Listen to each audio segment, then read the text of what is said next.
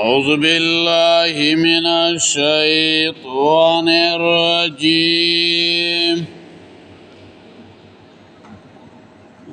بسم الله الرحمن الرحيم. يا أيها الذين آمنوا إيمان ولو خذوا حذركم ونسي سامان د بچاو ستاسي فانفروا ثباتن پس زیو جهاتا ڈلی ڈلی او انفروا جميعا یا زیو طولا.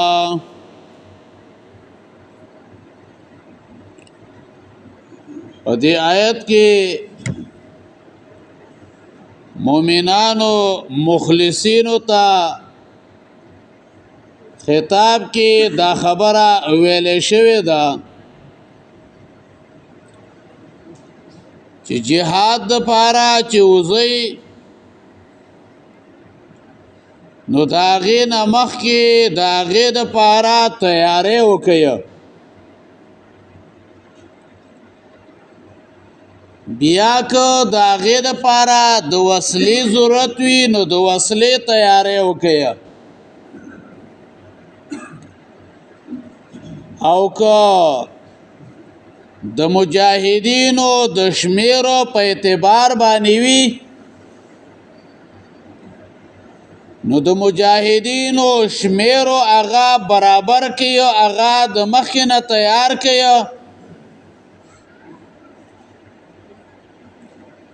مفسرین ذکر کوي چې دا آیت مبارکه د فتح مکې نه مخکې نازل شوی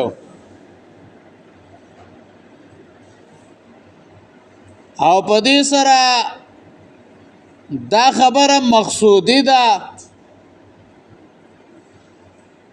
چې مسلمانانو لره په هر طریقه باندې تیاری هغه پکار دی د دې لپاره چې مسلمانانو دشمن ته کمزوري نشي. یا ایها الذین آمنوا ایمان والو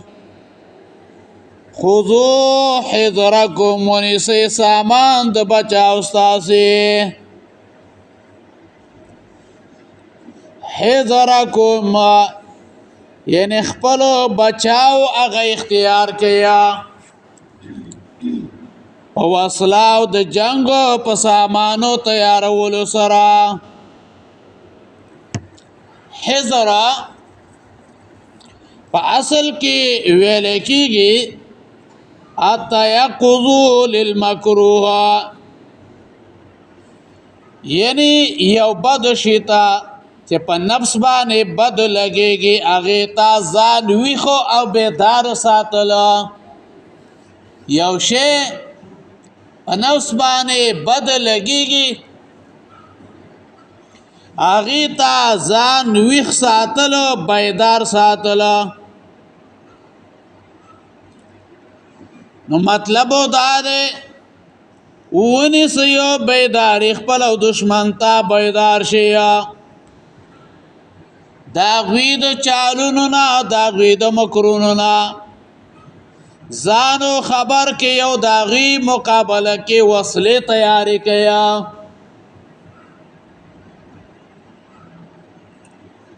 نو دانه چیرې جی وسلې نه تیارو وسله تیارولو دا د تقدیر او خلاف نه دي. شرعي اسباب هغه استعمال کا او بیا توکل په الله باندې کوا. بیا د دې آیت مبارکه نه دا خبره معلومیږي چې مسلمانانو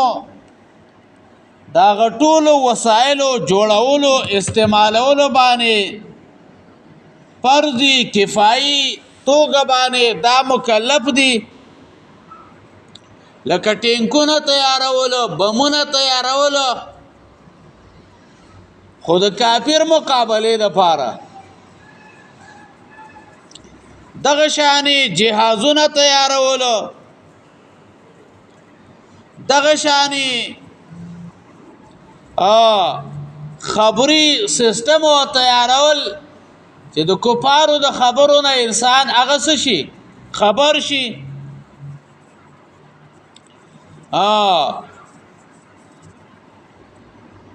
او مبصرین ویا مجاهدین لا پکارداري چې د دشمن سره جنگي وسایلو کې اغا سیالیو کې دانه چې کافر دی وسلې تیاری او مسلمانان دی نه تیاری نه سیالی ور سره پکار دا. فال فروس باتن زیو جهاد تا ډلې ډلې دادو نفرا ينفرو نفیر نم او داد نفور نم دی او دغه شانې د نفار نه هم دی معنی نفرت او بدو غنلا وړاندې والي سره مطلب داره د دشمن د مقابله د پاره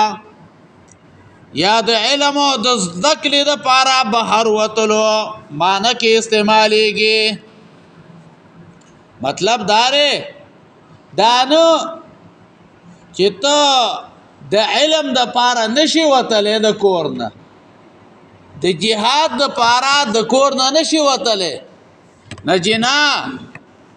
داسي د علم د پاره اوزا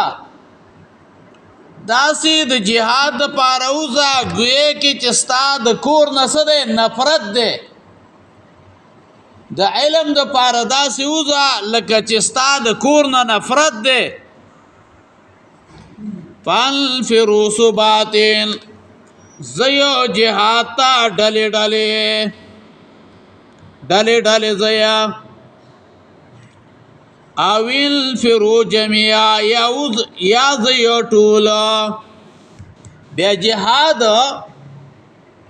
په دوه قسمه باندې دی یو پر دی کفایي نو پای کې با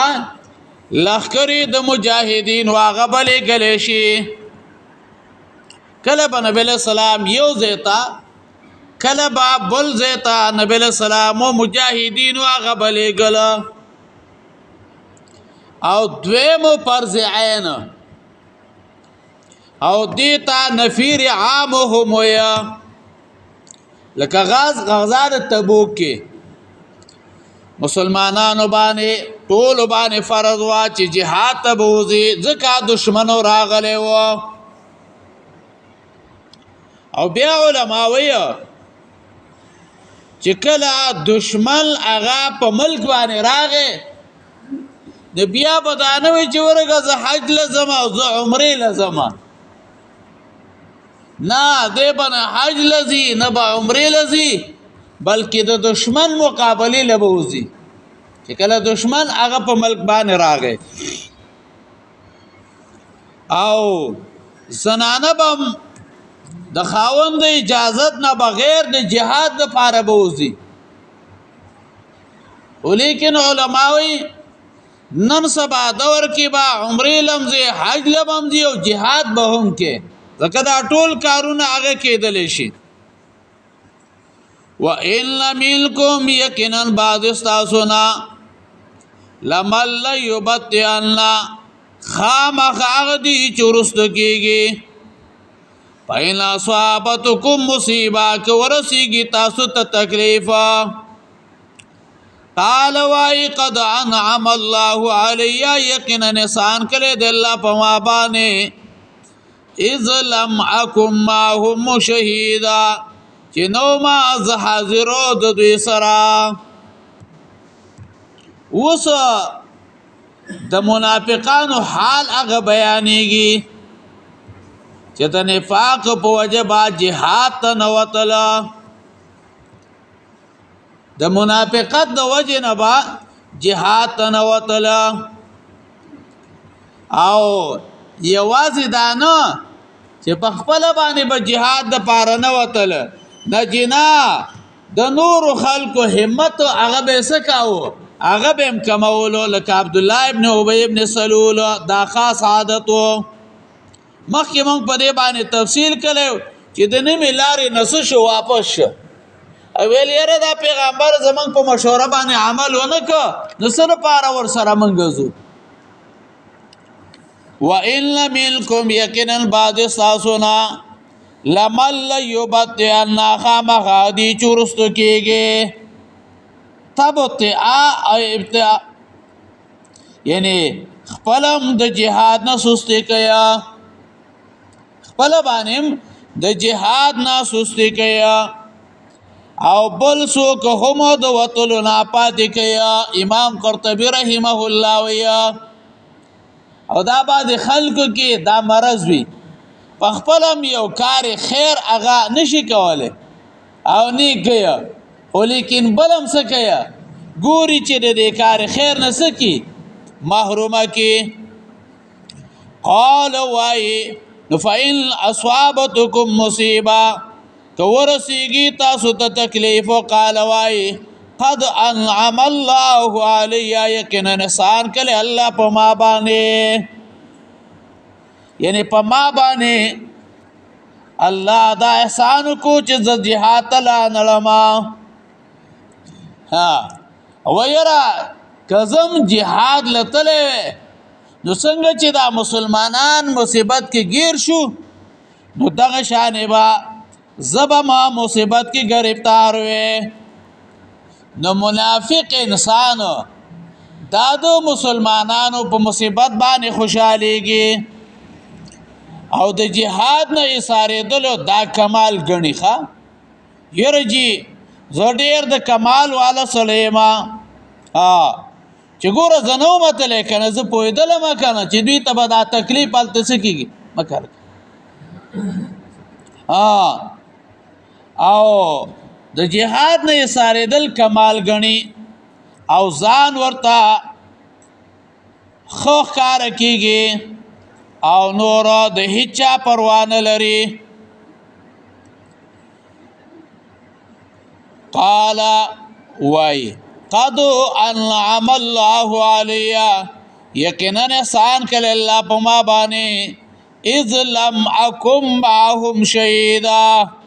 چې نو ما زه حاضر د دوی سره یره کزوې کنه نو چې دا دوی ته کم تکلیف رسیدلې نو دا به ما تم رسیدلې وګوره زه خيارو مکنه زلانړم او دی قمقلانو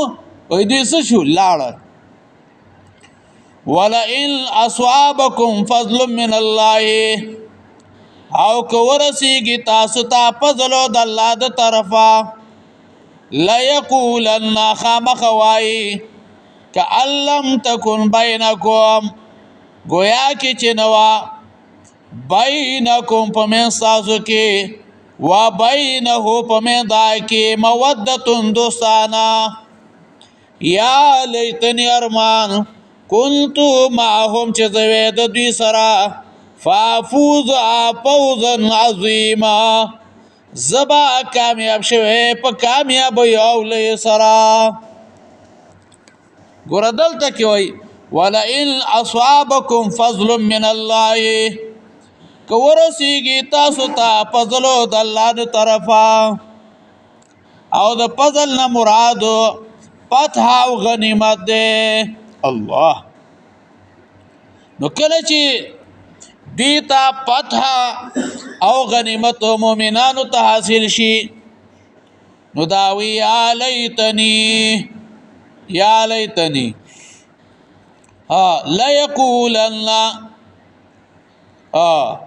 لا یقولن فضل من الله یعنی دا سوای چې ارمان چې زمو د مسلمانانو سره حاضر وې نو لیا کامیابی برات حاصل شوه منافق انسان دنیا ګټلو ته د کامیابی وای بس دنیا یره مال غنیمت به ملاو شوه او د الله رب العزت په نس باندې دا غټه نه ده بلکې ولیا کامیابی د الله په نس باندې ایمان او هغه جنت ده ولیکن د منافقانو ایمان هغه نشتا او بل دار چې همت سره هغه کمزور ده صرف دنیا هغه کې ورته کامیابی ښکارا کیږي او په دین کې او جنت ایمان او دې کې ورته کامیابی نه ښکارا کیږي او مؤمن هغه د دې خبرو پروا نه کوي بس دنیا میلاو شو که میلاو نشو ولیکن یره به د الله رضا میلاویږي جنت هغه میلاویږي کألم تکن بینکم و بینه مودة دا کألم تکن دا پمینس کی د الله تر طرف رد دی په خبرو د منافقانو باندې چې د دوی د تناقض ته وګوریا چې ګور ال دکی استاسو د دوستیو دعوه کیا او دلته داسې خبرې کیا گویا کې استاسو داغه ترمیانزو هیڅ دوستی هغه نشتا کعلم تکن بینکم ویا کې چې نوا په منستاسو کې و بینه په مندای کې مودتون دوستانا او دویمو تفسیر اغدار چې دا ټول وینا د منافق دا ټول وینا د چا ده دا د منافق ده نو مطلب دا دی چې کله تاسو فضل او مال غنیمت ورسیږي نو دا منافق تاسو توای چې تاسو دا ټول مال ځان له واغستو منګ لم پکې سره نکړه گویا کې زما او تاسو ترمیانځو ایسو دوستي نشتا او بیا د ځان سره ویا چې ارمان چې زور سره حاضر شوي وي نو مال به ماته به مالو هغه به حاصل شوي وي که زور سره وي ماته به مالو هغه به حاصل شوي وي یا لیتنی ارمان کنتو ماهم چې زوی د دوی سره فافوز فوزا عظیما زبا کامیاب شوی په کامیابی لوی سره فلیقاتل فی سبیل الله په جنگ دی وکړي په لار د الله کې الذین کسان یشرون الحیات الدنیا هغه کسان چې خرڅوي ژوندو نږدې بالآخرة په آخرت باندې ومن یقاتل فی سبیل الله او څوک چې جنگ کی په لار د الله کې پيقتل پس وجل شو او یغلب یا زور ورشو فسوف نوتیه اجرا عظیما زرد چې موږ باور کو د تا ثواب ولیا ګورا فليقاتل فی سبیل الله مخکې ویلا دشمن د پاره د تیار اوسېدلو د جهاد د پاره د تیاری حکم کولو نو ورستو مسلمانانو ته د جهاد او ترغیب ورکول شي چې کم خلک دنیا ورکول سره آخرت غواړي هغه دې د الله په لار کې جهاد وکي او کم خلک چې د الله په لار کې جهاد کوي نو برابر دا چې شهید شي یا غلبه حاصلولو سره کور ته واپس شي دواړو حالتونو کې به الله دوی ته لوی اجر او ثواب هغه به ورکوي حدیث کې راځي امام بخاری رحمه الله حدیث ذکر کړي څوک چې د الله په لار کې د جهاد د پاره وځي نو الله د هغه کسو ضامن کیږي او وایي چې زما په لار کې د جهاد په نه سره وتلې ده په ما باندې ایمان لري زما د رسولانو تصدیق کوي نو الله وی زه د ضامن یم یا خو به جنت ته داخلوم یا به اجر او غنیمت هغه به ولور کما کورته به واپس کما او بیا د دې آیت مفسرین دو مطلب ذکر کړي یو مطلب دا دی چې په دې آیت کې په منافقانو باندې رد ده او هغوی ته دعوت دی چې اے منافقانو ارمانونه سره کوي تاسو ملار شي د الله په لار کې قتال وکړئ تاسو ته غنیمتونه حاصل شي نو دا یشرون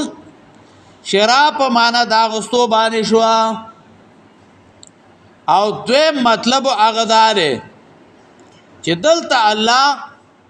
مؤمنانو ته د قتال په سبیل الله ترغیب ورکړي دي او شرا په معنا د بیع سره دی او د پار اورلو مطلب دا دی ان تخلف المنافق فليقاتل المؤمن یعنی کہ منافقان د الله په لار کې د جنگ کولو نه ورستو کیږي نو مؤمن دی د الله په لار کې قتال کوي ځکه مؤمن ته خو آخرت ولې شي هغه ښکاري او نه دنیا او دنیا په آخرت باندې خرڅي مؤمن یشرون الحیات الدنیا یعنی نو د دنیا د مال پروا لري او نو د راحت دانه چیرې بچی بنانه پادشي کور بنانه پادشي پلان کې سیداغه پادشي وَمَن يُقَاتِلْ اللَّهَ فِي سَبِيلِ اللَّهِ سوک چې جنگ کوي په لار د الله کې جهاد فی سبیل الله ډیر کامل او ترغیب ورکړي چې په هر حال کې ولې اجر د دې لپاره تیار دی ولې اجر او ثواب د دې لپاره تیار دی فسوف نؤتيه اجرا عظيما زر دې چې موږ به ورکو د تا ثواب ولیا یا ایها الذين آمنوا ایمان والو خذوا حذركم ونسي سامان د بچاو ساسي فانفروا ثبات زي جهاد ډلې او انفروا جميعا یا زي ټول وان منكم او یقینا بعد استاسونا لمل یبتیانا خامخاغدی چورست کیگی فینا صحابتکم مصیبہ کورسیگی تاسو تا تکلیفا قال وائی قد انعم اللہ علیہ یقینا احسان کلی دی اللہ پا مابانی اذ لم اکو معهم شہیدا چی نو ماز حاضرو دوی سرا ولین صحابکم فضل من اللہ کورسیگی تاسو تا پزلو د الله طرفا لا یقولن خامخوائی کأن لم تکن بینکم گویا کی چنو پمین تاسو کی و بینه پمین دا کی مودتون دوستانا یا لیتنی ارمان کنتو معهم چه زوید دوی سرا فوزا عظیما زبا کامیاب شوی پا کامیاب یولی سرا پل یقاتل فی سبیل اللہ جنگ دیو کی پلار د الله کی الذین کسان یشرون الحیات الدنیا چې خرڅوي ژوند نږدې بالآخره په آخرت باندې ومن یقاتل فی سبیل الله سوچ جنگ کی پلار د الله کی فیقتل وجل شو او یغلب یا زور ور شو فسوف نؤتی اجرا عظیما زر دې چې مبور کو تا ثواب ولیا اللهم خوینا فالله